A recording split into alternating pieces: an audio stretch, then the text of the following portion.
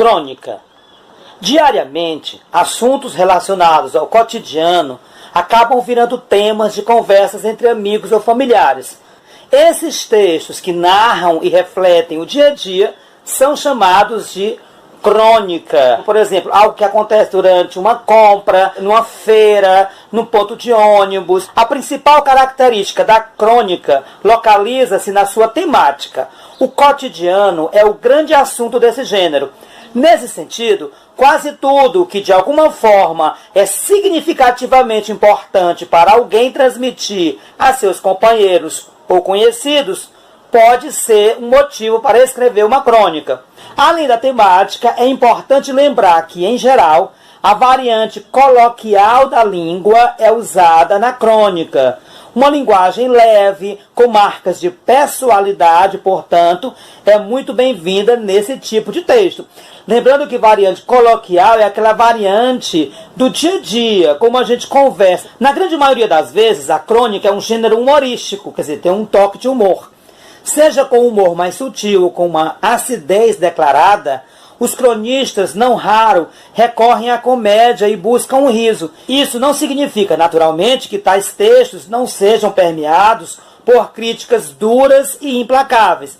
Os tipos mais comuns dessas produções textuais são a crônica narrativa e a jornalística. A crônica narrativa conforme o nome já sugere, né? Quer dizer, predomina a narração, ou seja, contar um fato, um acontecimento. Isso significa que o enredo com personagens, tempo e espaço será contado. Crônica jornalística. Bom, como se supõe, essas crônicas são publicadas nos jornais. Esse tipo de texto, além da tipologia narrativa, é comum também perceber trechos reflexivos, em alguns casos até argumentativos. Lembrando que o texto argumentativo é aquele texto em que tem uma argumentação, a defesa de um pensamento, de um ponto de vista, de uma opinião. Textos de divulgação científica são textos que abordam fatos científicos provenientes de estudos e pesquisas, tá certo? Então, eu tenho que ter uma pesquisa em cima daquele tema para que eu possa ter um gênero científico, tá certo? Ele também irá transmitir dados e informações, irá apresentar uma teoria e um conceito, também vai falar sobre as ideias, procedimentos e resultados de descobertas, além de uma circulação através de meios como revistas, portais educacionais, site de cunho educacional e científico ou informativo. Ele é um texto escrito com bastante clareza, tá certo? É um texto que tem que ser claro.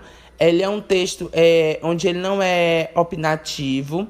Ele é um texto onde as informações que vai conter são resultados ou conceito daquela própria pesquisa. O que deve ter um título de fácil entendimento e um título que chame bastante atenção, até porque, para que eu consiga provocar o leitor, fazer com que o leitor leia. Vai ter que ter uma introdução, que é uma breve apresentação do texto científico, um desenvolvimento, onde eu vou apresentar os resultados de pesquisa, e vai ter uma conclusão, que é onde eu vou mostrar o resultado de pesquisa final, que eu vou falar um pouco sobre o conteúdo que está sendo explanado. Sendo assim, ele é um texto expositivo, onde ele apresenta informações sobre o objeto ou um fato específico e pode apresentar alguns recursos, como instruções, quando ele apresenta instruções a ser seguida, informações, quando tem informações a ser apresentada e discutida, descrição, que é quando apresenta uma informação sobre a característica que está sendo discutida, e até mesmo uma definição, que é quando queremos deixar claro para o leitor o que exatamente está sendo falado, o que quer ser falado, o que quer ser passado através daquele artigo de divulgação científica. Também ele vai ter uma enumeração, que é quando envolve a identificação e a apresentação sequencial de informação referente àquilo que está sendo escrito. Comparação, que é quando o autor quer garantir que o leitor tenha entendido o assunto. E um contraste, que analisa determinada questão. A finalidade, ele vai ter a finalidade de transmitir conhecimento de natureza científica ao público mais amplo. Então, ele não tem um público destinatário, ele é aberto a todo o público. Uma estrutura, ele vai ter que ter uma ideia principal, que é uma afirmação ou um conceito. E, a partir desse conceito, ele vai desenvolver pesquisa para que ele consiga comprovar ou provar aquela ideia inicial que ele já tinha, tá certo? Desenvolvido por meio de provas, ou seja, exemplos, comparações, relações de efeito e causa, e dados estatísticos e uma conclusão. A linguagem, novamente, vou repetir, que é uma linguagem clara, uma linguagem científica também, tá certo? E ele pode ser, ele vem para informar, para entreter, instruir, e tem como base os estudos aprofundados, padrão formal. Por isso, ele tem um padrão formal. A gente não vai encontrar traços de pessoas, como exemplo, primeira pessoa, segunda pessoa, a gente não vai encontrar. Ele tem termos técnicos, tipicamente em uma linguagem científica, e vai expor também ideias. Exemplo, a gente tem um texto de divulgação científica, onde o tema é por que algumas músicas não saem da cabeça? E aí, a partir dessa pergunta do título, ele vai responder através de pesquisas, através de conceitos, através de definições, tá certo? E até mesmo exemplo. E aí, o outro exemplo, ele traz um outro artigo com o tema por que devemos ter cuidado ao andar descalço na areia? Aí ele vai explicar, ele vai conceituar, ele vai exemplificar a partir do título. O resumo. A gente pode resumir que um texto de divulgação científica é uma afirmação, ele é uma evidência, um fundamento e ele tem uma ressalva. Editorial. O que é editorial? Editorial é um gênero jornalístico que apresenta e defende a opinião de um jornal ou revista em relação aos variados assuntos do cotidiano. Bem, gente, quando a gente fala em editorial como um gênero textual jornalístico, não significa dizer que ele é uma notícia, né? Diferente da notícia, que é um texto apenas informativo, o editorial, além de trabalhar com a informação, ele também trabalha com a opinião, certo? Por quê? Porque o editorial ele vai partir de um fato, né? Um fato que seja recente ou histórico também, e a partir desse fato vai se defender uma opinião. Só que não é uma opinião individual, é uma opinião coletiva, seja de um jornal ou de uma revista, certo? Todo editorial possui fato e possui também opinião. Por quê? Porque o fato é aquele que informa, né? Informa o que aconteceu. E a opinião é a interpretação daquilo que aconteceu. É aí onde entra a equipe, né, que vai realizar a exposição da opinião, seja uma equipe de um jornal, seja uma equipe de uma revista, e vai partir desse fato para trabalhar e para interpretar da sua maneira aquilo que aconteceu, né? Por isso que já vai ser uma opinião. Quais são as características do editorial? Expressa a opinião do jornal sobre um assunto da atualidade, quase sempre polêmico, né? Como eu já falei para vocês, é a opinião do jornal, né? Ou da revista, né? Que não necessariamente precisa ser de um jornal. E essa opinião é aquela opinião coletiva do grupo que compõe aquele jornal ou aquela revista, tá bom? A intenção do editorial é persuadir os leitores, esclarecer ou alterar seus pontos de vista, alertar a sociedade e, às vezes, até mobilizá-la. A partir do momento que se apresenta o fato e que se traz uma opinião coletiva a respeito daquele fato, aquela opinião ela vai tentar convencer o leitor a acreditar, né, como se ela fosse uma verdade absoluta, né, vai esclarecer e até alterar o seu ponto de vista, fazer você mudar, fazer o leitor mudar de opinião, alertar o leitor sobre determinado assunto, mobilizar.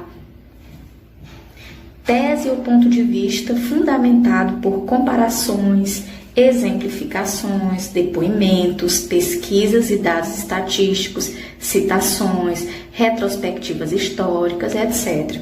Como ele é um texto informativo e também opinativo, e ele vai trazer argumentos, os argumentos eles são sustentados através exatamente dessas comparações, desses dados, desses depoimentos, porque eles precisam dar uma credibilidade àquilo que está sendo falado, né? Então, é aí que vão aparecer todos esses dados, essas retrospectivas históricas, ou o que aquele grupo prefere utilizar. Estrutura. A estrutura, ela é organizada normalmente em 3 partes. A introdução, né? E o que nós temos na introdução? A introdução é a parte em que o assunto ele vai ser identificado, ou seja, é onde vai aparecer a ideia central que vai ser discutida ao longo de todo o texto. Depois da introdução, nós temos o desenvolvimento, que é a parte em que o tema que foi apresentado lá na introdução, ele vai ser problematizado, e aí ele vai se fundamentar, né, os argumentos por meio do que nós falamos anteriormente, dos dados estatísticos, das citações, dos exemplos, das comparações, depoimentos. E por fim nós temos a conclusão, como o próprio nome diz, né, é o desfecho. É a parte em que o autor ele vai poder apresentar as soluções para aquele problema que está sendo discutido, ou simplesmente pode fazer uma síntese daquilo que foi discutido ao longo de todo o texto, instigando aos leitores terem uma reflexão crítica sobre determinado assunto. E a linguagem, que precisa ser uma linguagem clara, objetiva e impessoal, fazendo uso da variedade padrão formal da língua, né? Como se trata de um texto jornalístico, né, que vai ser veiculado aos meios de comunicação, ele precisa fazer uso de uma língua culta, né? Esse gênero, ele é um gênero que vai trabalhar com um assunto, seja ele da política, da cultura, economia, meio ambiente, religião, certo? E aí esse ponto de vista coletivo, ele vai trazer a discussão, né, de uma forma que ele tente convencer de que aquela verdade é uma verdade absoluta. Então, a maior intenção, a maior finalidade do editorial é persuadir o leitor. Vamos agora para a análise linguística dos pronomes relativos. E o que são pronomes relativos? São aqueles que retomam um substantivo ou um pronome anterior a ele, substituindo no início da oração seguinte. Como exemplo, eu tenho: o jogo será no domingo. O jogo decidirá o campeonato. Eu tenho aqui 2 orações, estou vendo a repetição de um termo, e para evitar a repetição desse termo, eu vou fazer uso de um pronome, né? E aí a frase vai ficar: o jogo que decidirá o campeonato será no domingo. Eu tenho aí o que é um pronome relativo, porque ele está retomando o substantivo jogo, que é o substantivo anterior a ele, né? Substituindo para evitar a repetição.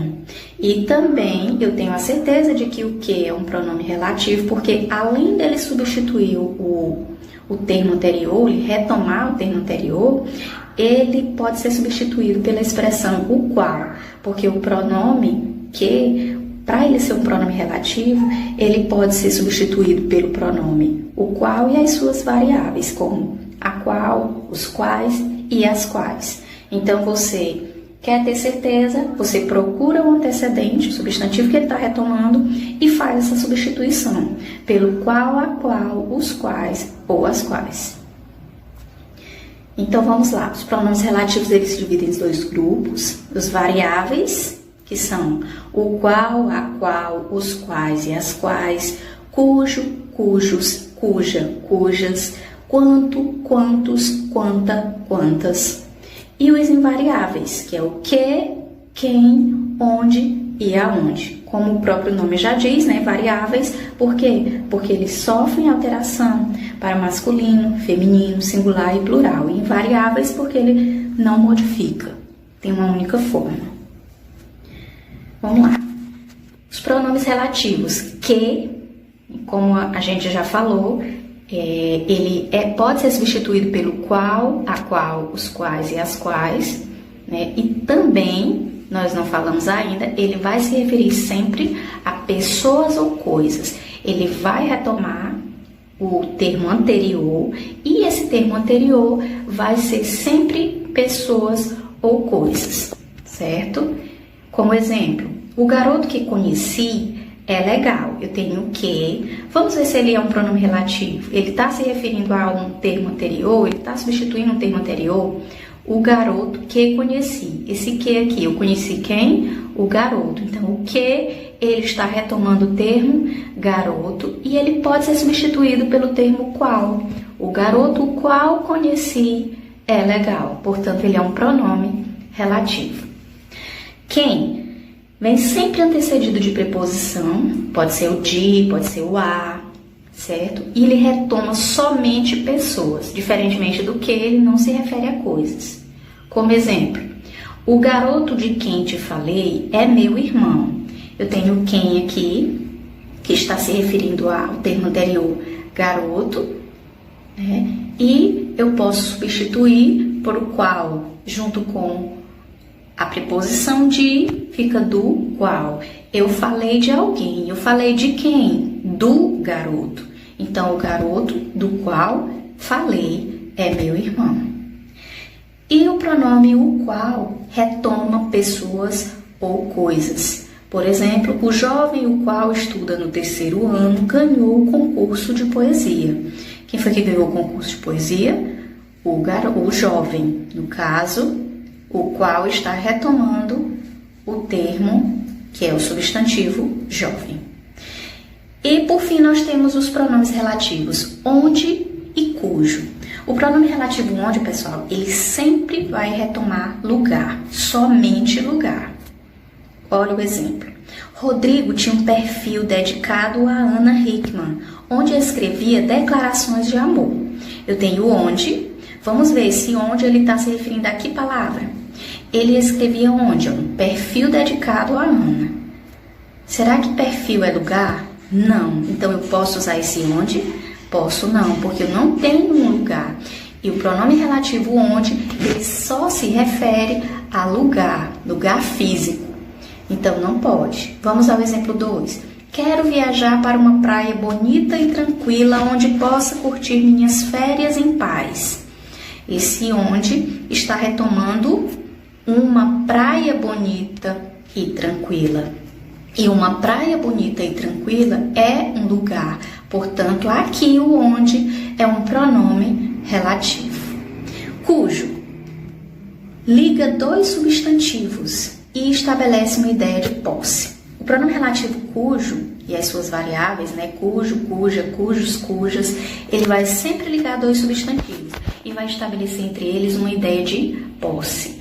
Como exemplo, nós temos: foram cortadas as árvores cujos troncos estavam podres.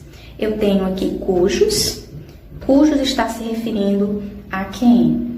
Árvores e troncos. Por quê? Ele está ligando a expressão árvore e tronco e está dando uma ideia de posse. Os troncos pertencem às árvores. Então, eu tenho aqui os troncos das árvores. Logo, cujos aqui é um pronome relativo. E aí agora a gente vai para as orações subordinadas adjetivas, que são aquelas que se encaixam na oração principal funcionando como adjunta nominal, ou seja, vão vir junto do nome. Essas orações, elas se classificam em duas explicativas e restritivas, tá certo? Onde cada uma ela vai ter uma função. Nas orações subordinadas adjetivas explicativas, eles vão acrescentar uma qualidade acessória ao antecedente e são separadas das orações principais por vírgulas. Os jogadores de futebol, que jogadores são esses? Os iniciantes não recebem salário, tá certo? Então, quem é a oração principal aí? Os jogadores de futebol não recebem salário. Isso que está entre vírgulas, que está em negrito, que são iniciantes, é a nossa oração subordinada adjetiva explicativa, tá certo? Por quê? Porque ele está acrescentando uma qualidade tá certo? Acessória ao antecedente que já foi dito. Quem é o antecedente? Os jogadores de futebol, tá certo? E aí as restritivas são aquelas que restringem o significado dos antecedentes e não são separadas da oração principal por vírgula, tá certo? Então, nas explicativas, elas vão vir separadas por vírgula. Na restritiva, não. O exemplo aí, ó. Os artistas que declararam seu voto foram criticados. Quem foram os artistas que foram criticados? Os que declararam seu voto. Então, que declararam seu voto é a oração subordinada adjetiva restritiva, tá certo? Porque eu restringi o que eu já havia falado antes. Quem é o antecedente aí? Os artistas. Então, os artistas foram criticados, a oração principal. Que declararam seu voto, a oração subordinada adjetiva restritiva, tá certo? Então, vocês precisam saber que a explicativa vem entre vírgulas, restritivas é antecedente e antecede, ou seja, restringe o antecedente, desculpe, tá certo?